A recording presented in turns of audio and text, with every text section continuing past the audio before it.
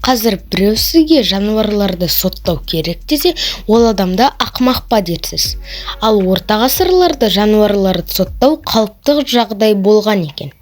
Иә, сот үшін тіршілік иелерінің құқығы тең әрі жазаға келгенде өте қатал болыпты.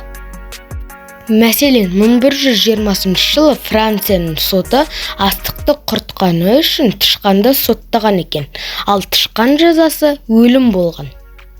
Сіздермен бірге әлем арнасы. Бүгін біз сотталған жануарларды айтатын боламыз. Видео басталмас бұрын арнаға тіркеліп лайк басыңыздар.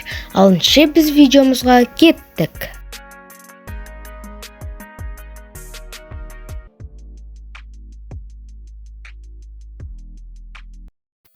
Он 14 ғасырда Швейцарияның Кура қаласының тұрғындары ақ құртты сотқа берген екен. Алайда құрт сотқа келмегендіктен отырыс сырттай өткізілген.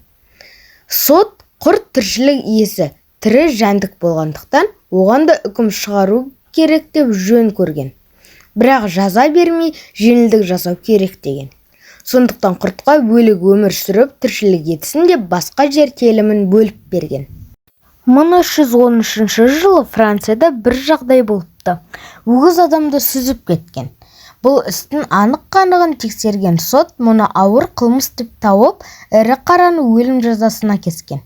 Сөйтіп, мүйізді жануарды асуға тура келген. 1540 жылы Испанияның Чимарани қаласында қымбат түс кілемді былғағаны үшін кие-көбелікке сот болған екен. Сот жәндікті кінәлі деп айыптап, басын шабуға үкім шығарған екен. 1545 жылы Францияның Сан-Жан-де-Молен қаласының соты жүзімді жайратқанын шегірткені соттамақ болған.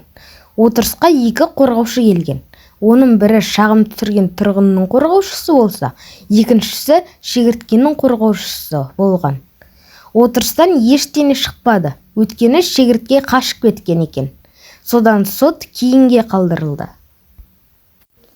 Тіпті тарихта өсімдіктің де сотқа тартылған кезі болған екен. Мәселен, француз королі Генрих ішін ауыртқаны үшін қауынды сотқа берген екен. Осымен біздің видеомыз аяқталды. Видео ұнаса арнаға тіркеліп лайк басыңыздар. Сіздермен бірге болған әлем арнасы. Назарларыңызға рахмет.